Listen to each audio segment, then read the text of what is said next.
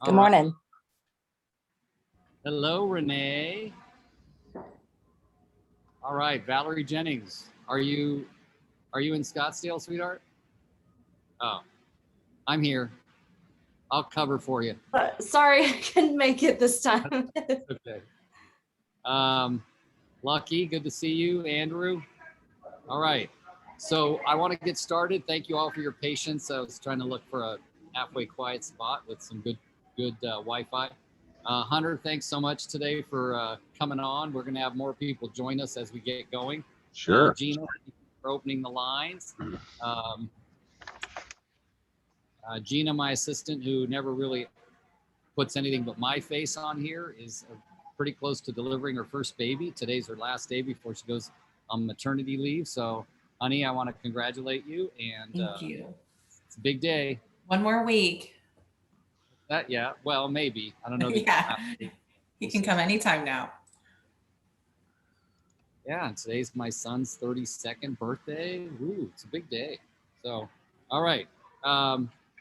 So I'm pretty excited because Hunter Marquardt and his sister Hillary have become good friends of mine almost accidentally. And obviously there are no accidents. There's no coincidences. I'm sure we met for a divine reason. But Hillary and I are closer because she's much cooler than he is. But I got to admit, he is my man crush. So Hunter is a lot of different things. He's a great father, a great husband. He's a great brother, and he's a tremendous son also to his dad, mom.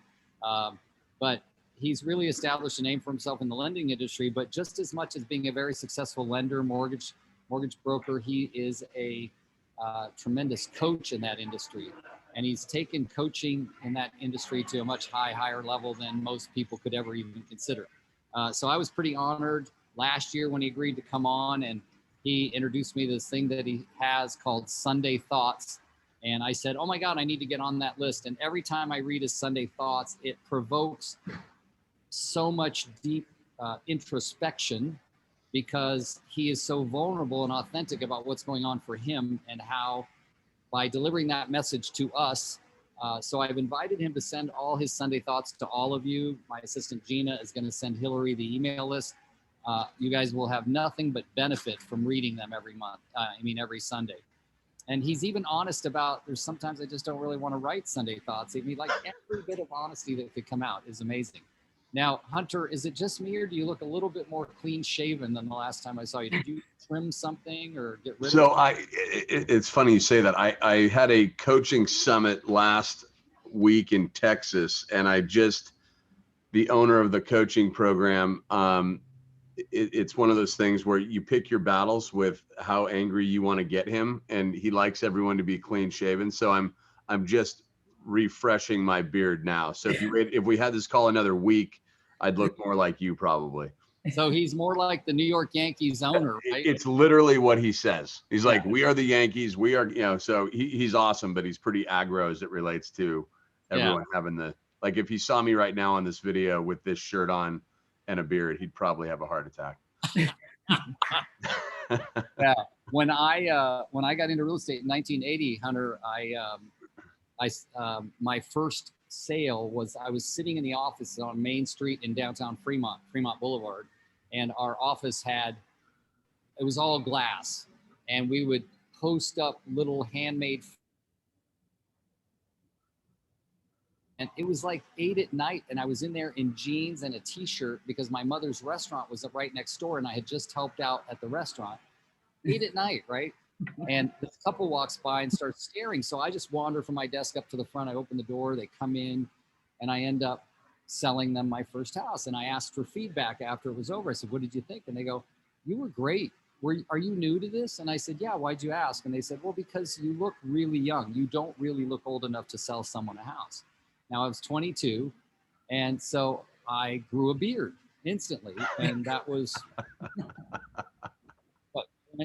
41 years ago. 41 years ago, I went down to a mustache for about 2.5 years because I took a job at FedEx to get health benefits when my boys were being born and raised part-time while I was selling real estate.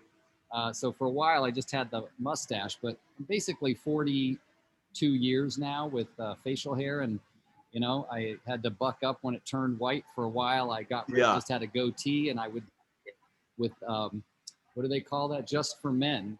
And then finally I said, this is crazy. You don't like the natural stuff, and my wife loves it, so we're all good. So This is grow not it back. something you want to, I mean, you talk about vulnerability. I don't know that I could admit on, hair, whatever that product Just is. for So men. I'm impressed that you just said that. And yeah, by the way, I'm the opposite. It's like, if I'm starting to get the gray, and if I go, when it's nothing, I mean, I always say I look like the worm that crawled out of the apple. I have a baby face. Like you can't, I mean, I take 10 years off my life by shaving, but I also look like the worm that crawled out of the apple. So I'd rather look 10 And years I have older. no doubt about that. Yeah, and I think if I shaved, I would look much younger, but I don't like my lips. Rick, I think somebody likes your lips. Oh, Wow. That's Marguerite. She knows me and my wife very well. come in hot. All right, well, let's get started. So Hunter, you've experienced, certainly through COVID and everything, because you didn't stop doing your job, you didn't stop coaching.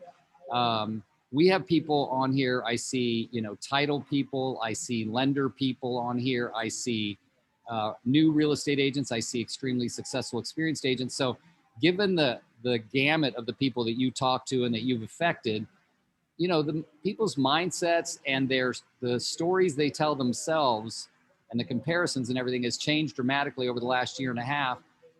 People are stuck on using the word normal, like normal was ever anything but your own thing, not anyone else's. So tell me a little bit about what you've had to deal with in the ways of people's mindsets, objections to doing the work they need to do, get what they say they want. And I know that's one of your, that's one of the things you do focus on with your people. Yeah. I mean, I think for us, it's, and none of this I know is specific to lending or coaching but I mean, like the coaching that I do, it is very, very specific as it relates to, we're coaching lenders, only lenders. They have to have, it's 3 people at a time. So they all run inside of a certain level of business so that you're coaching people that, it might be a newer group, it might be a medium-sized group, it might be a larger group. So the idea is that you're coaching folks that are within the same realm so that things are more relatable. But I mean, as it relates to your question with just, I mean, the last, what is it? Are we 16 months, 17 months into this? I mean, you're dealing with, I'm finally seeing people, of course we're coming out of it, but I mean, people have just been struggling. I mean, it's like for me anyway, and I think people in real estate and lending, I mean, it's like most people are looking for human connection, and it can be helped with Zoom, but it can't be replaced.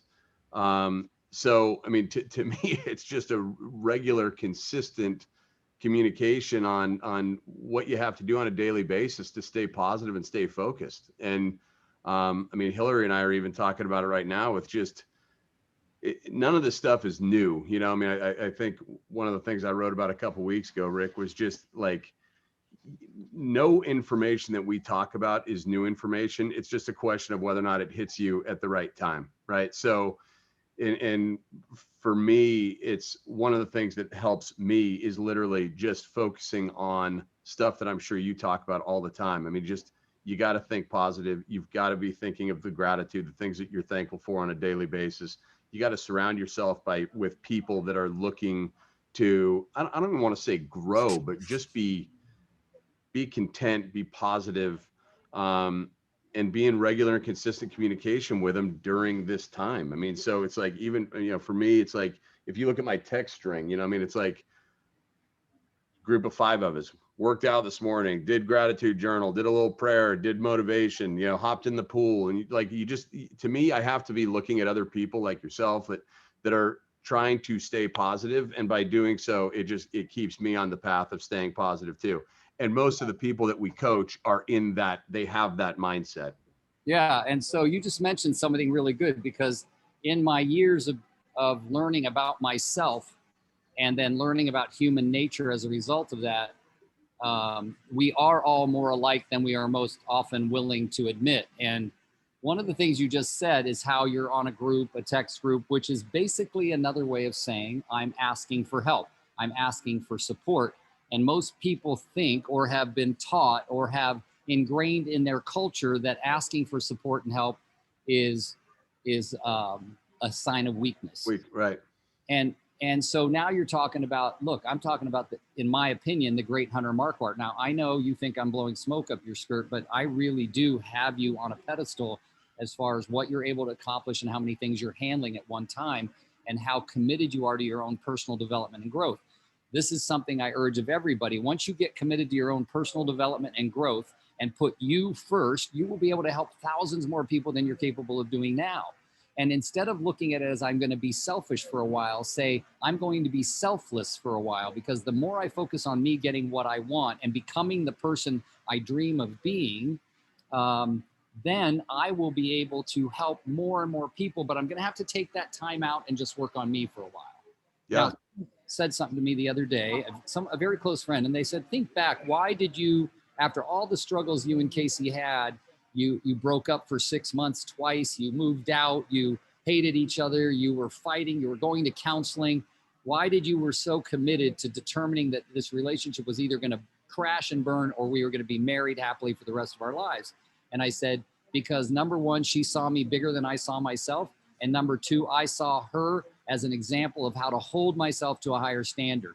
So when you're jumping on those texts in the morning and saying, I did all these things, I did my gratitude journal, I said my prayers, I did a little exercise, all the different things you did, isn't that in fact, and I'd like you to elaborate on it, a way of saying, I'm reaching out for help. I need your support. I need you to remind me that this is all worth it. Tell me about that. Well, I mean, everything you're saying to me resonates as well, which is, and I just talked about it. It's funny how when you keep having these conversations, how they all seem to come full circle. I was talking to my team captain on the way in this morning about like one of the things I've started to do, which sounds really strange. And I probably wouldn't have admitted this 3 weeks ago, but I started talking to myself out loud.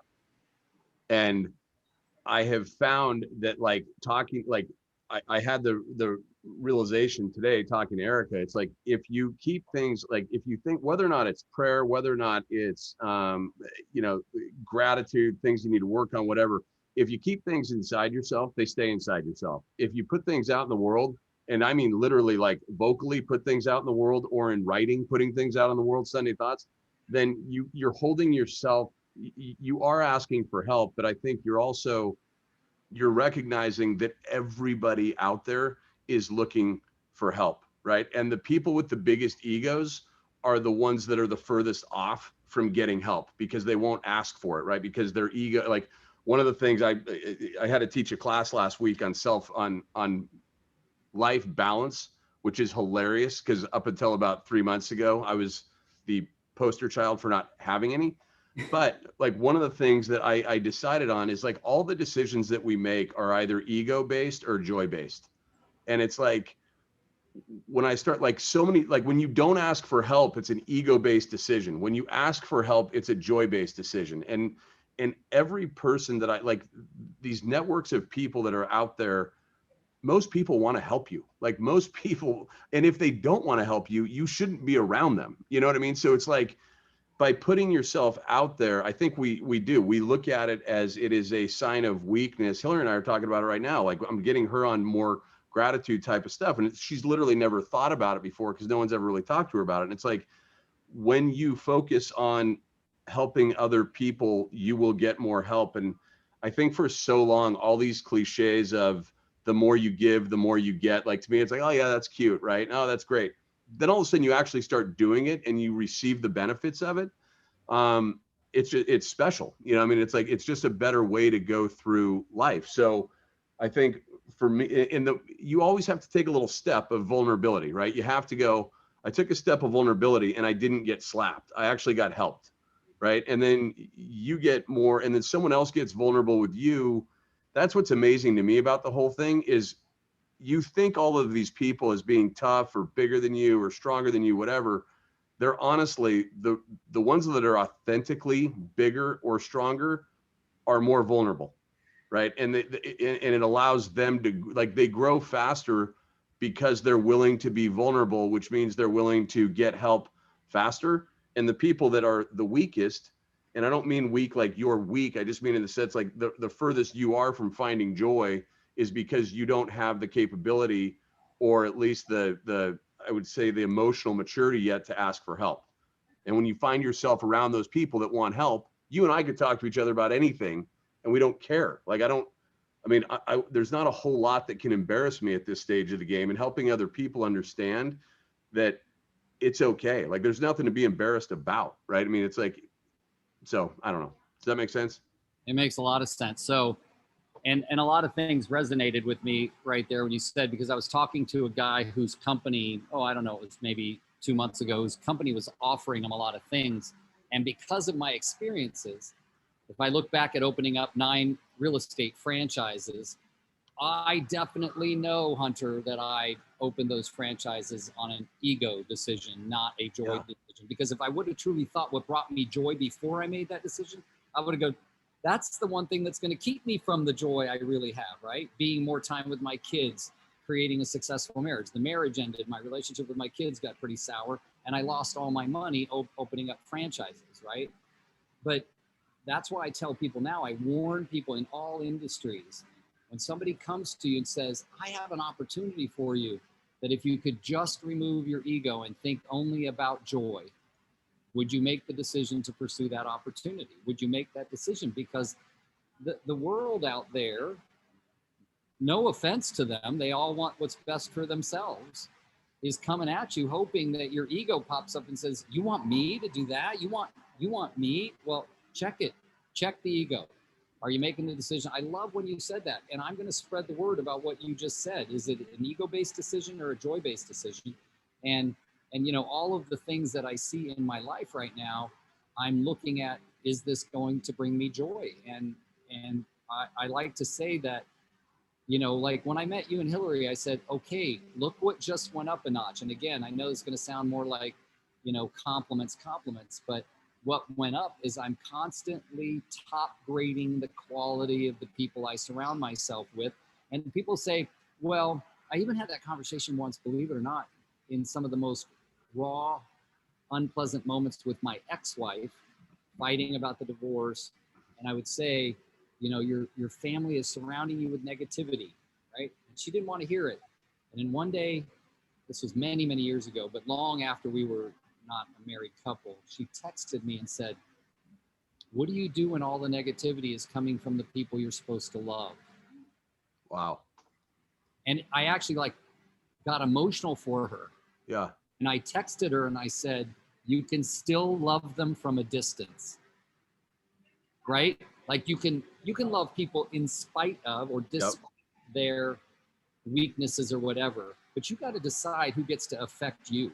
100%. 100%. And one of the things, Hunter, that I've noticed about you from a distance, I don't know you intimately that well, is that you keep yourself away. You know how when I was younger and my real estate business was growing really well, I had this one assistant that was super helpful. But when I stepped away from that assistant a few years later, I realized that she was great with me being successful while she had her arms locked tightly around my ankles, meaning as long as my success didn't take me too far from her or separate me from her. And what that is that's people who don't want the same for themselves as you want for yourself. Yep. And I got to believe that, considering the number of people you come in contact with all the coaching and all, do you run across people like that you feel like they're happy for your success, but they don't really want it to be that much bigger than it is? For my own success, you mean? Yeah. They're happy for your own success, but they're afraid you're going to get too big for them to talk to you or see you or be around you. Yeah. And for me, that's like, that comes both from top down and bottom up and side to side, right? It's like, I'm not speaking of my owner, but like, if I think about the people that report to me, right? It's like, selfishly, you don't want, like, if you have a selfish mindset, you don't want them to grow past a certain level, because then they're going to leave you and you have to redo everything. And to me, that, like, you have to, and I tell my team this, it's the other thing, I like try to be open with everybody, like what my possible mindset is to make sure I don't go down there, because I'm certainly not perfect. But you can either manipulate, like if you try to manipulate me, I will smell it, right? And most people that you are trying to manipulate will smell it. So it's like, you can either lead by like Erica, I've told, Erica's my team captain. She's almost my business partner at this point. She's amazing. And I've told her, it's like, there's going to be three choices for us. You can leave me and hate me. You can leave me and love me, or we can ride into the financial sunset together as a team. Like, those are the three choices that we have. Number one's not going to happen. I hope number two doesn't happen. And if number three happens, then great on all of us. But to your question, yes, you can't, you can't be around people that are trying to stymie your growth, right? I mean, you have to be around people that are absolutely rooting for you. And that goes both ways. It really does. It comes, I think the top down approach is more from those people, if they're trying to stymie your growth, it's manipulation because they don't want you to grow outside of a certain bucket. And if it's from the bottom up, you got to decide on who you want to be. And like, I'm okay with, like, everyone says A players. You got to surround yourself with A players. I'm okay with A players and B players. Like, I don't want C players, but an A player and a B player is someone they're not a B player in life. They just might be a B player in what they want to do with the rest of their life. And that's okay. Not everybody has the same ambition that I might have, but you also have to understand by communication, obviously 2 ears, 1 mouth. You have to be able to understand what your people want to do so that you can help them get there. So I love that. I didn't ever look at it that way, the A player, the B player. And Hunter, one of the things that I learned many, many years ago in coaching was that when you were looking for people to join your team, when I'm, coaching agents, building teams, I'd say, well, you look for these 4 main things, which is hungry, humble, smart, and coachable, right? And so someone in that audience, the first time I said that, said, well, then I guess you'd never be talking to brand new agents. And I go, what? I'm not clear what you're saying. I go, hungry, humble, smart, and coachable are 4 things anybody can be in any career, in any business, whether they're a 11-year-old child or a 60-year-old successful salesperson. Hungry, humble, smart, and coachable has nothing to do with your experience level. It has to do with how you show up. 100%. Right? Yeah. And honestly, I got to check in with myself every morning, say, tomorrow's my 41st year anniversary selling real estate. And I say, am I showing up every morning as hungry, humble, smart, and coachable? And I'll be honest with you, being hungry, no, not hungry so much, but coachable still after 41 years in my industry, sometimes I show up as an arrogant butthead, really. Yeah. I see it in myself. Or I'll have somebody remind me, Gina, my assistant, and Cindy, who's my right arm, my business partner, they both will say, dude, like that. That's all they got to say. Now I know I got to take a check, right? Yeah. So I love that you said that the different players is, I'm fine hanging around with anybody, but and I'd be more fine if you just exemplified hungry, humble, smart, and coachable. And I'm okay with you reminding me when I'm not being one of those 4 things. So 100%. And by the way, hungry, smart, I haven't heard, I think maybe I've heard you say that. Hungry, smart. I got it screwed up, but hungry, smart, coach, and humble is what I wrote down. It's the same 4, just not in your order. Yeah. One thing I've come to the realization of too lately is all of these things that we talk about and teach, it's not like it's business related. It's just life related. You know what I mean? Like if you're hungry, smart, coachable and humble, you're probably going to have a pretty damn good life. Right. So. Yeah. And I thought of you, when did you call me? 2 days ago, we checked in. Yes. Yep. Yeah. So the next day, I was going through some notes, and I had a note from a woman named Gwen Gallagher, who is the president of Old Republic Home Protection.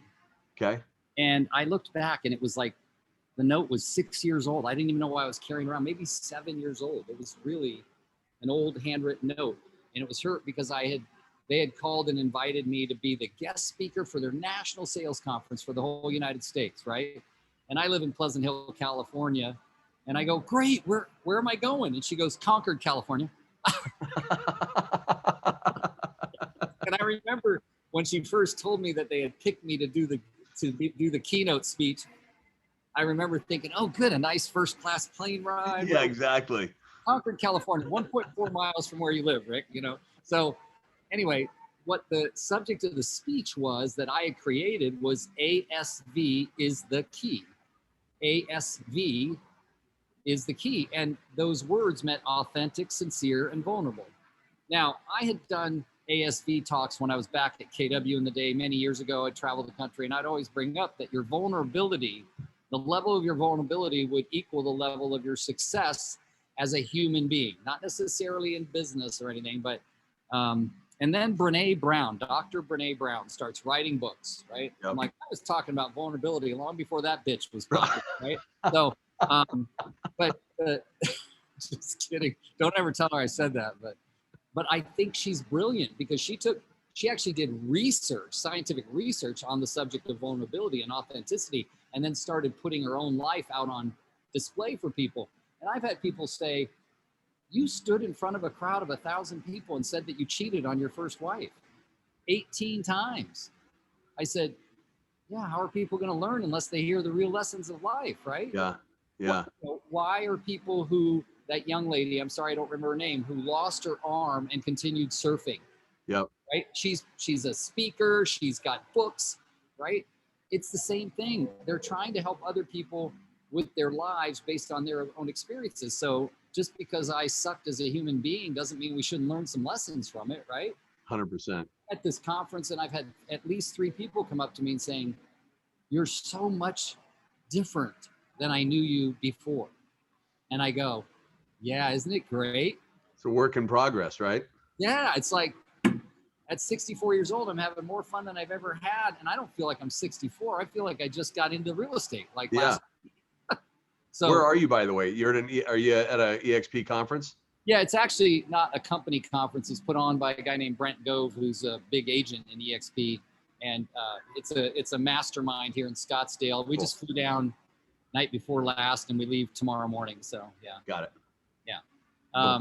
But yeah, and Hunter, as I look at what you've done with your life, your business, I do want to bring up something, and it's kind of like a shift, but you may or may not want to talk about it. A lot of times you reflect on things that you've said and the conversations you've had with your children, right?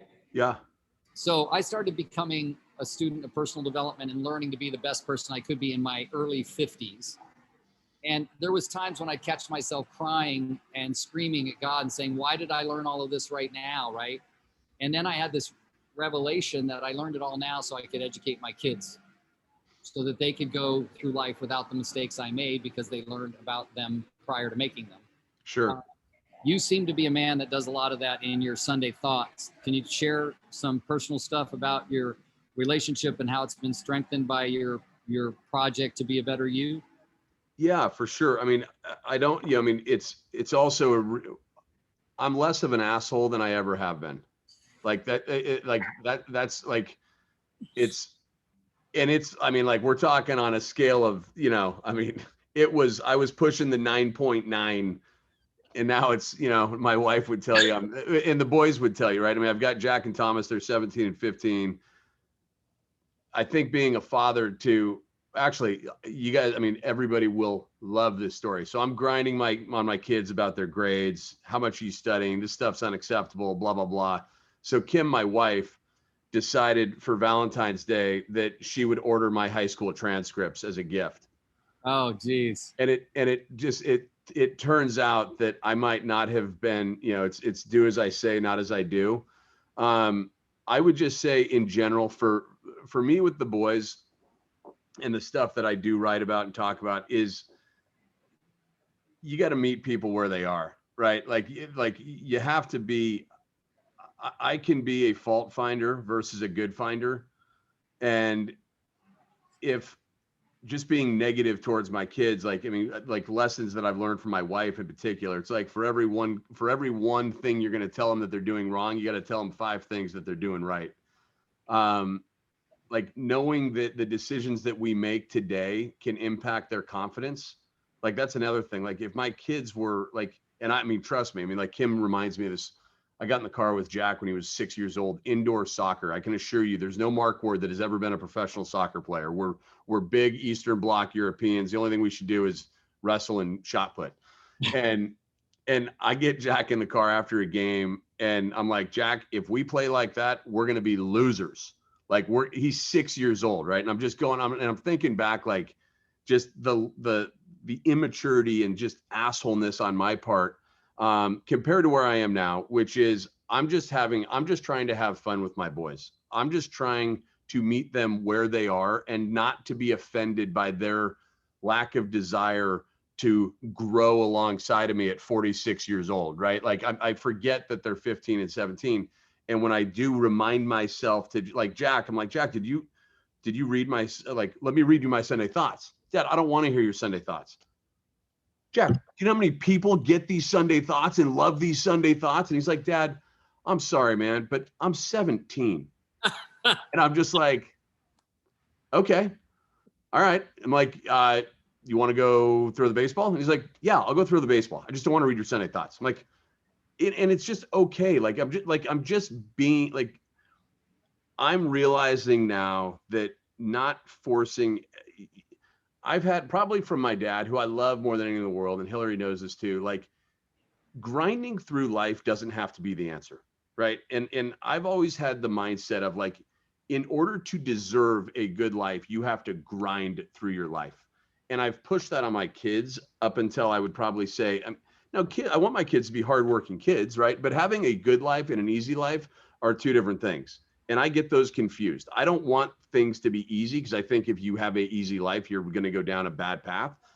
But you can have a good life also without grinding your way through life. And that's where I am with my boys now. I'm just and they would confirm, like, Dad, you're literally, like, in the last couple of days, they've said, Dad, you're less of an asshole than you ever have been. And I'm like, that's a compliment. Sorry for keep saying asshole. I think we'll be okay. Okay. So, I mean, so yeah, I write about that stuff, I mean, it's like, so anyway.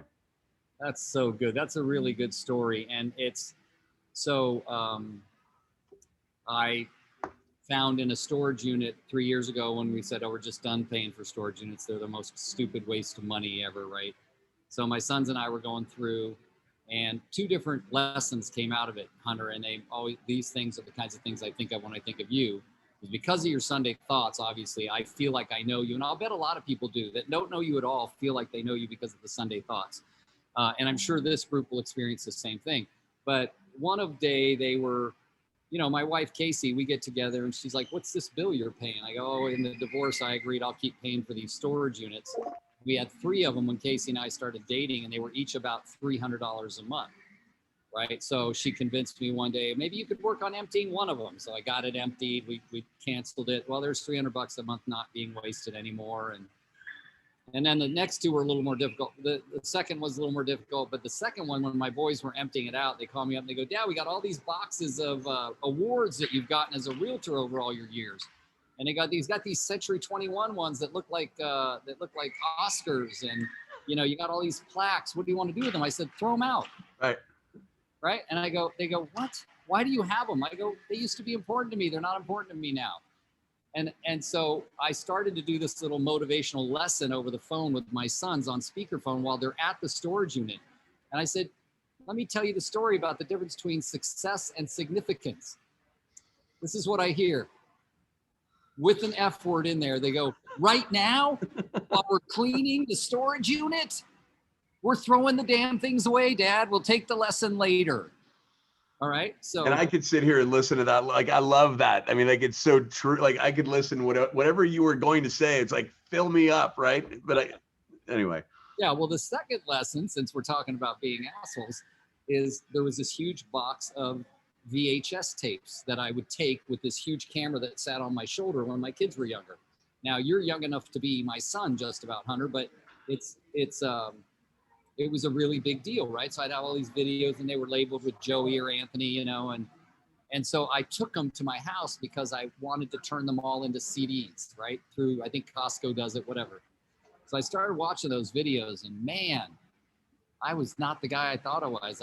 You could tell I came home in a pissy mood, and I had no business being videotaped or videotaping anyone at that moment, but I was, right? Yeah. Like, Anthony, go get me that piece over there. I'm like, wow, why couldn't I be nice and say, honey, please go get me the saw or whatever, it's just constant. And that's what I love about my wife, Casey, and the people that I now surround myself. They're delicately willing to hold a mirror up and allow me to see for myself. And I think if you surround yourself with people who hold a mirror up, or people who see you bigger than you see yourself, you know, you'll have these bigger lessons. And sometimes that might be a comment from your 15 or 17-year-old. And mine are now, what, 32 and 35, but it's definitely, I hear things from them, you know? Yeah, 100%. Yeah. If you're surrounding yourself with people that you know, like, and I think we all have to be very purposeful and intentional with saying, does this person legitimately care about me? And if they do, like, I'll have team members say to me, like, I might seem like I'm confident and successful. I have a ton of insecurities. And I keep thinking that all of this stuff that's happened to me is on accident. And like someone's going to finally find out that I'm a fraud. I don't feel like, and sometimes my team members will be like, Hunter, or someone that I coach with, they're like, Hunter, you deserve, like, how you see yourself versus how we see you is completely different. And it's like, I think we all have to be aware with how, like, if someone cares about us and they see us in a bigger light, in a brighter light than we see ourselves, we've got to trust them more than we trust the negative talk in our own head. Very good. Very good. So, and Hunter, it leads to, like, I remember one of my assistants saying, she was in her 60s, I was in my 40s, and I was running a real estate office, a successful real estate office. I didn't own it, I was just the manager. And I said something to somebody that walked in the office, and they walked out, and she shut the door and talked to me like a mom instead of my assistant. And she said, you have to learn to understand that when you say something to someone, it carries more weight than when other people would have said the same thing. So be careful about what you say to people. And it was just the greatest lesson. I didn't accept it in the moment, but about 10 minutes later, when I calmed down from having my assistant scream at me, she goes, if that lady goes home and her husband says, good job, honey, looks like you sold a lot of houses, it's going to weigh this much. But if she comes in here and you go, good job, you have done amazing at selling houses, it's going to weigh this much more because you're the guy she wants to impress, not her husband. Right? Yep. Like, it was a in your face lesson. Yeah. And I do that with my kids, right? I see that maybe I wasn't as kind. I was much kinder to the people I worked with than I was to my own kids at the time. Yeah. Kim would tell me from time to time that I'm nicer to the toll booth worker than I am to the family. So these are not impressive comments that you and I are making about ourselves, by the way. I think people are like, why the hell are we listening to these two? Well, I always say, I think everybody on here that's heard me before knows that I'm basically yelling at myself and hoping they'll pick up a lesson along the way. So, yeah, perfect. Yeah, and so, I mean, I have a friend of mine named Regina. I don't know if she's on. She was texting me, and she was like, are you doing the call? I go, yeah, every Friday, same Zoom link. And she's really amazing. And she always says, Rick, can you do more specifics like scripts, dialogues, and everything on real estate during your call? And I said, well, I do other calls for that, because if I do that only here, then we might lose some of the people, because this is more no selling, no recruiting. We're just having fun and we're learning about life and our lessons. But every once in a while, I did a whole listing presentation on here once, a buyer consultation, things like that.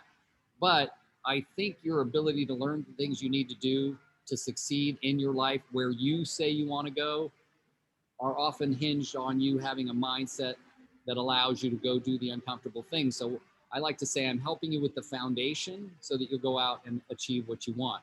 And I got to tell you, Hunter, your thoughts today have been, for me, I've right here on my little iPad down here taking a lot of notes. So I appreciate it.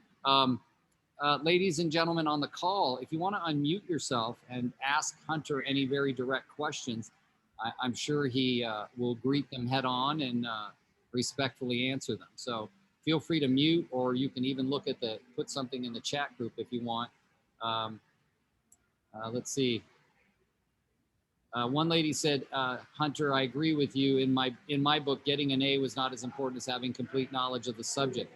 I never gave importance to grades, and both my kids turned out great. So that's refreshing to hear especially in this society we're in today. So 100%. Hey, Rick. Hi, Rick. Hi, Marguerite. I wish I was in Scottsdale hanging out with you. So I have raised 6 kids. My husband had 3 with his first wife, and then we had 3 together. And by the time we got down to the last one, there wasn't much he could get away with, right? He was kind of, his brothers and sisters had ruined it for him. Yeah, they knew all the secrets, but they knew all the secrets. And I remember some of the best advice he gave me when he was about 16 years old. And I don't know that he realized, but he said, strict parents become sneaky kids, create sneaky kids. And I said, well, why do you say that? And he goes, well, because you're trying to control everything that I do and everything I say. And what you're creating is you're teaching me how to get around you. Mm-hmm. I Wow. love that. I know. And I said, okay. And I mean, he's wise beyond his years. And I said, so what's the alternative? He goes, what works better for me is when you tell me stories about your life and your experiences and the things that you've been through, good and bad. Because most parents try to they don't want to tell their kids all the crazy, stupid stuff they did at a young age, right? Because they're afraid their kids are going to do the same thing. But it's been really fascinating. That son now is 24 years old and he's turned into quite an amazing man. But he taught me to take a step back and instead of trying to control the situation, learn how to have a conversation. Instead of talking at them, talk with them. And so I heard you in that when you were talking, when your 17-year-old was brave enough to say, Dad, no, I have no interest in what you're doing. Right. We don't always want to hear that lesson. So, we're so set on telling them what to do that we're not so willing to listen to, like I hear people all the time right now complaining about the 19 and 20-year-olds and they don't have any discipline. They don't know how to work. And I would love to just like rewind back to when you were 19 or 20 and what you were doing. Cause I know I certainly didn't have my crap together. Right. 19 years old, Hence So the anyway, grades. that was more a comment than a question. Hey, Well, yeah, Hunter, go ahead. how much time do we have? We're good. We're only 9:44. So one thing I wanted to do is, if it's okay with you, just because I read this, I had an assignment for myself and then I gave it to my students at the beginning of the year, which was writing a letter to myself. Mhm. And I wanted to read it, if it's okay with you. Absolutely. Because I want everyone to write a letter to themselves. And the point of doing this exercise, I am hard on myself. I'm overly hard on myself. And I think we say things to ourselves that we wouldn't say out loud to other people. So I just want to read this and then I would have everybody do this. So, dear self, you work really hard. You've turned out to be a pretty decent guy by most people's standards. You have an amazing wife. You have 2 boys who love you a ton and look up to you. Your mom, dad, and sister are all within 3 miles and everyone gets along great. You have a network of friends that is beyond description, both personally and professionally. You've created a life for yourself that has turned out to be pretty freaking amazing. Most of the things you've put your mind and heart into have turned out the way you wanted them to. You are living a great life. My issue with you is that you don't enjoy the ride. You're rarely present enough to sit back and look at what surrounds you. You have a propensity to be a fault finder versus a good finder in yourself and others. The glass is half empty versus half full. You anticipate negative events in the future that haven't taken place, which makes you borderline nuts. Here's the good news, because I am in fact you. I forgive you for the grumpy side, the negative side, the Eeyore side.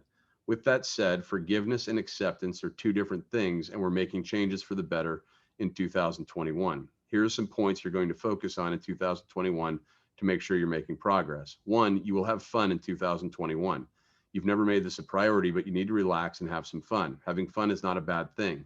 You can have fun and work hard at the same time. You think if you're not grinding, you're not worthy of your job, and you're wrong. Have fun. 2, you will smile more in 2021.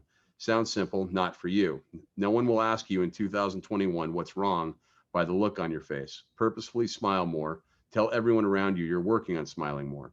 3, you will take care of yourself first in 2021. Sounds selfish, it's not.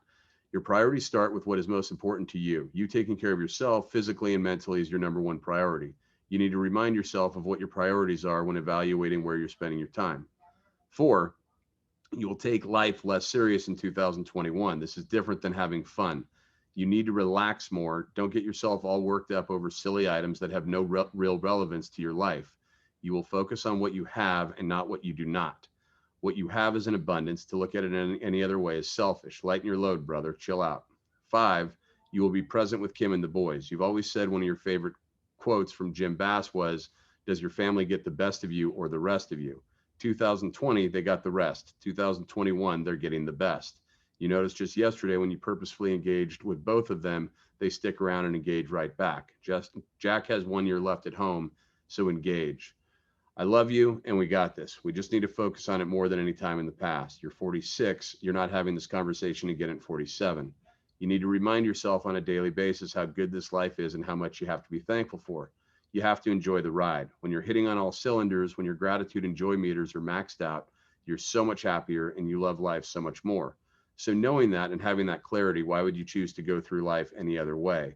Please print this out, make 3 copies, laminate it, and keep it on your desk at work, next to your big chair at home, and in your car. Read it every day. With love and appreciation, Hunter. So I would That ask, is awesome.